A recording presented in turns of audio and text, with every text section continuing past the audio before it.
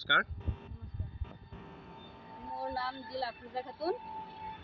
মই চামগুৰি সমষ্টিৰ অন্তৰ্গত বেলুগুৰি দিখৰু গাঁও পঞ্চায়তৰ আঞ্চলিক পঞ্চায়তৰ মৃত্যুগোটৰ পৰা প্ৰতিদ্বন্দ্বিতা কৰিছোঁ। মই জয়ী হৈছোঁ। সেই জয় মোৰ নহয়, ৰাইজৰ জয়। আৰু ইমান দিন ধৰি ৰাইজে মোক ইমান সহায় কৰিছে, মোক মৰম দিছে, মৰম দি মোক আগবঢ়াই নিছে, জয়ী হ'বলৈ চেষ্টা কৰিছে, যিমান চেষ্টা কৰি জয়ী কৰাই আনিছে। তাৰ কাৰণে মই তেওঁলোকক মোৰ ফালৰ পৰা আন্তৰিক শুভেচ্ছা আৰু ধন্যবাদ জ্ঞাপন কৰিছোঁ। আৰু মোৰ কাৰ্যকাল থকালৈকে মই মোৰ গাঁৱৰ, মোৰ আঞ্চলিক পঞ্চায়তৰ উন্নয়নৰ হৈ কাম কৰিম। আৰু মাজত আৰু তেওঁ স্বামী আছে, কি ক'ব? প্ৰতিটো ক্ষেত্ৰত ৰাইজে মুকলি এই বৃহত্তৰ অঞ্চলৰ ৰাইজে সহায় সহযোগিতা কৰিছিলে আৰু এইবাৰ বাইদেউ জয়ী হৈ আহিছে। যিটো সময়ত চব চামগুৰি সমষ্টিত চব কংগ্ৰেছ গৈছে, বাইদেউ কিন্তু এবাৰ AGPৰ পৰা জয়ী হৈছে।